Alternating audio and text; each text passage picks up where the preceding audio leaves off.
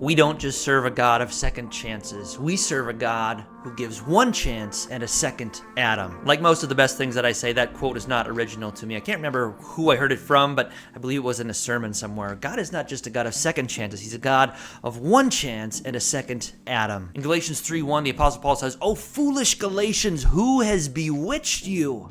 Because they have fallen under the spell of these false teachers in Galatia who are teaching works righteousness. And these false teachers, they have slipped their teaching into the pure drought of the gospel, thus contaminating it. He continues on in verse 3 where he says, "Having begun by the Spirit, are you now trying to finish by means of the flesh?" The lie that the Galatians have fallen for is that God starts things, but he doesn't finish things. The gospel certainly was enough to get you in, but it's definitely not enough to keep you in. And Paul writes to correct this misunderstanding, and basically it comes down to, look, God doesn't just give second chances. He gives third and fourth and fifth and sixth. And so by faith, we receive this new second Adam, Jesus, his perfect obedience, his perfect righteousness for our own. Because God's mercy is so much more extravagant than we can imagine. He doesn't just take away sin, he also gives us the pure righteousness of Jesus Christ. So if you think of it like a bank account, not only are all of our debts eliminated, we're taken out of the red, but also